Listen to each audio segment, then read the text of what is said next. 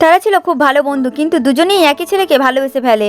একজন ছিল লাজুক, কখনো মুখ ফুটে কিছু বলতে পারেনি, আর অন্যজন ছিল খোলামেলা, সেই হয়ে গেল ছেলেটার প্রেমিকা।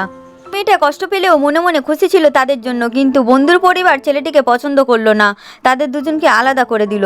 ছেলেটি ভেঙে পড়লো, মদ খেয়ে ভুল করে সেই লাজুক মেয়ের কাছে গেল, তাকে তার পুরনো প্রেমিকা ভেবে। এভাবেই ভুল থেকে জন্ম নিল এক গোপন সম্পর্ক। মেয়েটি জানতো সবই ভুল, তবুও সে সুখী ছিল। 4 বছর ধরে তারা সম্পর্ক লুকিয়ে রাখলো, কিন্তু ছেলেটা কখনো তাকে নিজের বলে স্বীকার করলো না। একদিন পুরনো বন্ধু ফোন করে বলল সে আবার তার প্রাক্তন প্রেমিককে ফিরে পেতে চায়। মেয়েটি বিষয়টা ছেলেটিকে বলল, কিন্তু ছেলেটি চুপ রইল। সেই নীরবতাতেই মেয়েটি বুঝে গেল সে কখনোই আসল জায়গায় ছিল না, ছিল কেবল অন্য স্থানে। মেয়েটা সব গুছিয়ে চলে যাওয়ার প্রস্তুতি নিল, কিন্তু বন্ধু বলল, তুমি কি আমাকে সাহায্য করবে ওকে ফেরাতে? সে চায়নি, তবুও রাজি হলো। ছেলেটার দোকানে গেল জুতো কিনতে, ঠিক তখনই ছেলেটা এসে হাজির। মেয়েটি ছেলেটিকে বলল, আমরা কি একসাথে থাকতে পারি না? ছেলেটি মুখ ফিরিয়ে নিল। রাতে বন্ধুটি মেয়েটির বাড়ি থাকতে চাইলো, কিন্তু মেয়েটি ভয় পেল সে বুঝে না ফেলে। সে বলল, আমার বাড়ি খুব খারাপ, তুমি হোটেলে থাকো।